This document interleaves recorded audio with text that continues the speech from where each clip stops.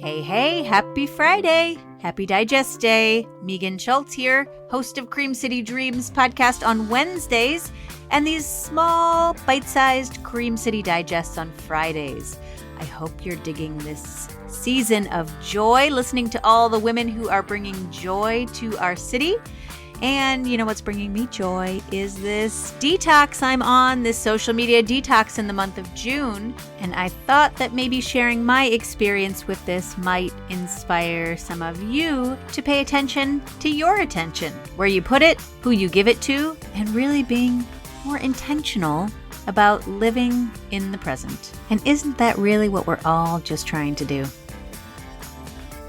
Hey, happy Friday. And happy 4th of July and Independence Day for all who celebrate.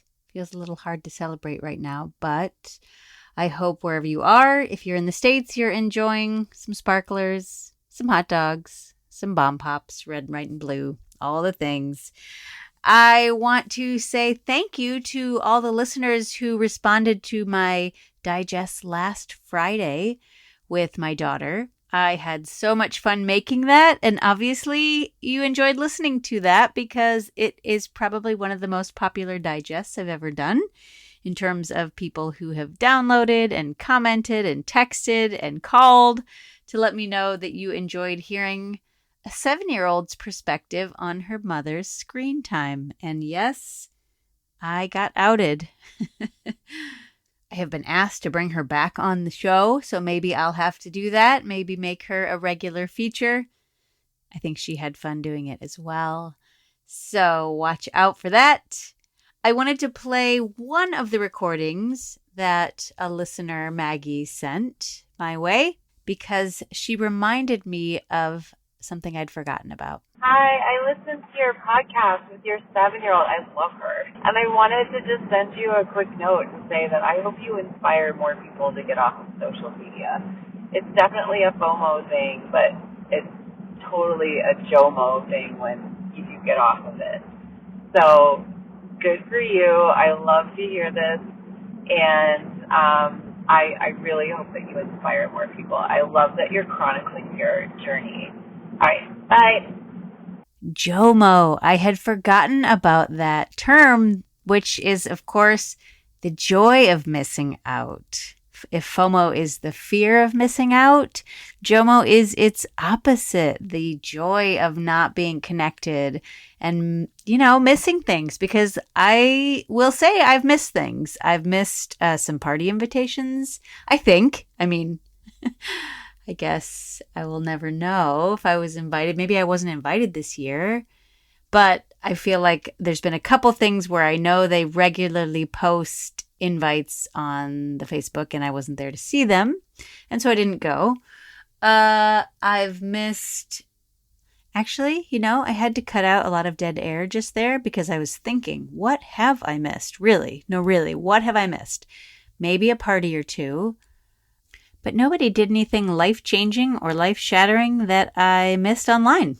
And I will say, after 30 days, A, I'm continuing. I'm not back on the socials. But B, I'm finally losing that impulse to share right away or text right away or, seeing something and needing to tell someone about it immediately. I'm likening it to the idea of going on a vacation. And when you go, you have 2 weeks, say, if you're lucky, to be in one spot. And it takes the first week to calm down and let go of the to-do list and let go of all the stuff you had to leave behind unfinished that'll be waiting for you when you get back. But it really takes a week or so, 5 to 7 days to really just relax into the vacation. And then you start having so much fun because you're relaxed and you're calm and the weather's beautiful and whatnot. And then maybe by day 11 or 12, you start getting that fearful anticipation of it ending. And I sort of had that at the end of June because I'm thinking, oh, I said I was going to do it for a month and it's July and now I have to get back on it. But then I just realized, unlike a vacation, I get to choose whether I come back or not. Vacation, unfortunately, ends. and you have to come back to reality, but I don't have to go back on it. And so I'm choosing again not to go back on it. And so it feels like it took me almost the entire month of June to really settle into the vacation, as it were, in that metaphor, to really stop needing to post things as I saw them, or even just that thinking in short bursts of what would make a good post, even if I wasn't going to post it, and just settle into living and being and just being present. And that in itself has been huge. I would love to know if you are doing something similar. If you're listening to this, then I think you're probably a dedicated follower of Cream City Dreams. And I'm curious if you have given some kind of social media or phone or screen detox a try and how it's going for you. What have you noticed?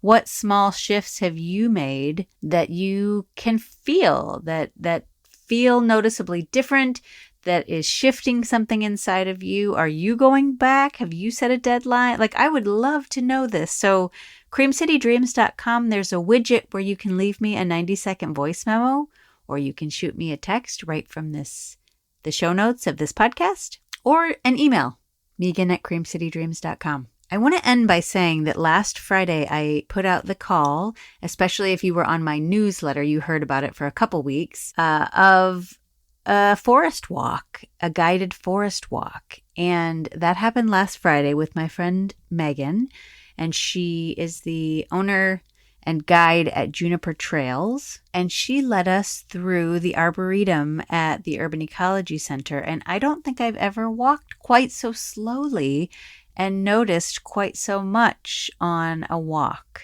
And it was magnificent. It was so intentional and so thoughtful and so full of reflection. And I've never done a forest walk. I've never done a guided forest therapy walk, or a forest bath, as they can be known. And it was just a delightful group of women who came, led by Megan, and given some specific intentions to look for and to notice as we walked, and then a chance to reflect and share. And then we ended with a tea ceremony near the river with dandelion and raspberry leaf tea. And it was just so wonderful. And Megan shared a couple poems. And I want to share just one of them here because I think it's relevant to this series on attention and reflecting on our attention. And it's called The Art of Idling by a poet named Heidi Barr. Sit still, stand, lay down, whatever suits you. Tap a foot or bounce a knee if necessary. Sink at your own pace into the space cleared by not doing. Resist the urge to discern urgent from distraction. Notice resistance, any craving to engage with something other than your own thoughts and sensations. Let boredom be there until it loses interest in you and dissolves, joining its energy with the quality of being that allows you to find life deep within the void. I love the line that you really have to see the poem in writing to see, where she says, resist the urge to, and then there's a blank line, as if you would fill in the blank with anything that feels urgent, anything that you feel like, oh, gotta do it, gotta do that.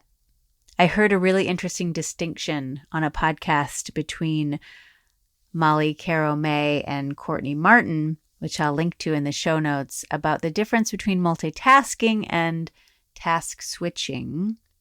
And of course, we all know what multitasking is in terms of like, I'm doing the laundry while I'm listening to a podcast, or I'm wiping the dishes and I'm listening to my daughter tell me about her day. But task switching is more like, I'm looking at my computer right now and I've got 13 tabs open on the internet, plus all these Word documents, plus my editing software, and I'm going between them because I can't often sit with one of them when the other one is staring at me in the background. So that would be task switching and not as helpful for sure.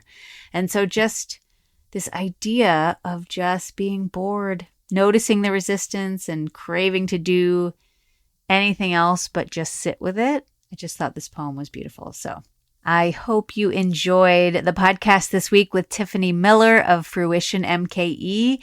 And don't forget that her year anniversary is next week. So she is having a night market. She's got some surprise foodie guests. She's got a DJ. And that is sure to be a fun event. And I will be back next week with another joyful Milwaukee woman. And we go deep. We're talking about butts. I'm talking about Rachel Dugan, who is an artist, illustrator, who draws butts. And if you're on my newsletter, you'll see the drawing she did of my daughter and me and our butts. It's very cute, if I do say so myself. You can sign up on the website, creamcitydreams.com, for the newsletter, and it will be out next Wednesday wherever you get your podcasts. So make sure you are subscribed so you don't miss that episode. It's humorous, but we do also go deep. We move beyond the backside. All right, Milwaukee. Until next week, keep on dreaming.